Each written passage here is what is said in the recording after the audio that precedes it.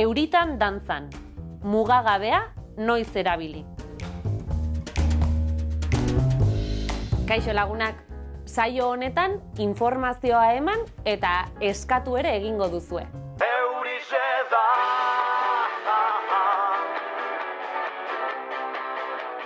Gaur, musika divertigarria entzuteko eta dantzatzeko gogoa piztu zait. Eta zein euskal musikari dira alaiak? Adibidez, bulego, gatibu, zeamaiz edo zetak taldeak. Haiene, izerditan nago, eskerrak abesti gutxi entzun ditudan. Bi talde eta bakarlari bat besterik ez. Eta zuek, zein musika estilo duzue gustuko? Pilartxo ez dago lasai ostatuan kontzertua antolatzeko ideiarekin. Ez dakit, Ramon, nago lasai. Zergatik? Kontzertu bat ostatuan ez dugu inoiz egin. Egia da, nik ere zalantzak ditut, baina egon lasai. Proba egingo dugu eta ikusiko dugu. Zerbaiti edo norbaiti buruzko informazioa ematen dugunean, batzuetan ez dugu zehaztasun handirik ematen. Informazio hori ez ezaguna delako edo ez delako oso zehatza. Honelako egoeretan, askotan mugagabean deklinatzen ditugu izenak. Baina, zein kasutan erabiltzen da mugagabea? Segidan, mugagabea erabiltzeko 4 aukera azalduko ditugu. Lehen aukera, mugagabea galdetzaileekin. Zer, zein eta zenbat galdetzaileekin erabiltzen dugu mugagabea. Adibidez, ze egun da gaur? Nor kasua mugagabean ez dago markarik.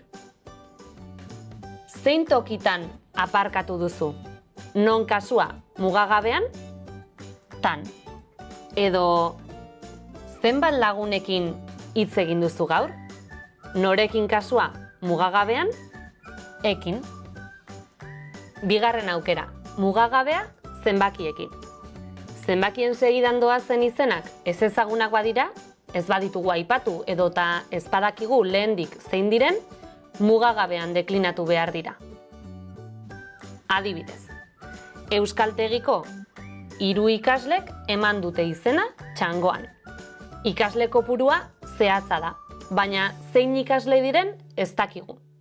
Nor kasua mugagabean jarriko dugu. Hirugarren aukera, mugagabea zenbatzaileekin. Zenbatzaile zehaztu gabeekin ere, apur bat, batzuk, pixka bat, aurretik doazen izenak mugagabean deklinatu behar dira.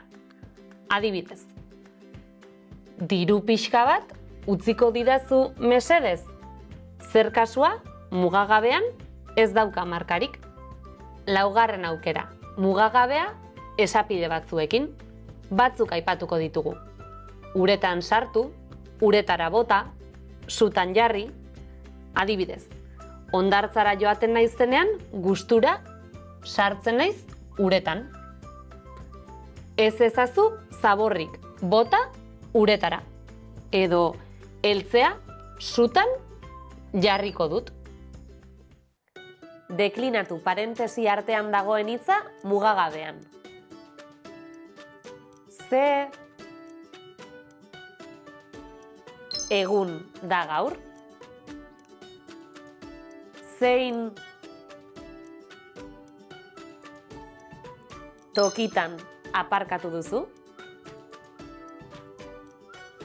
Zenbat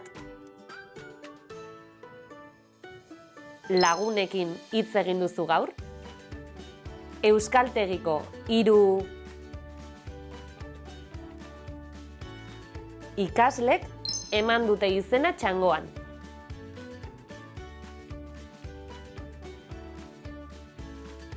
Diru pixka bat utziko didazu, mesedez?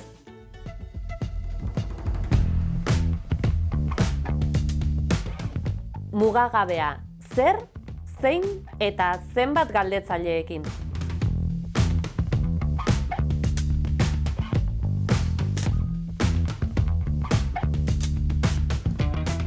Mugagabea zenbakiekin.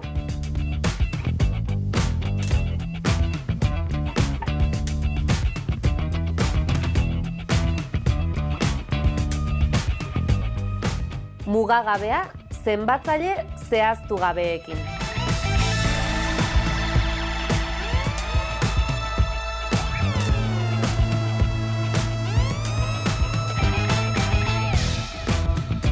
Mugagabea, esapideekin.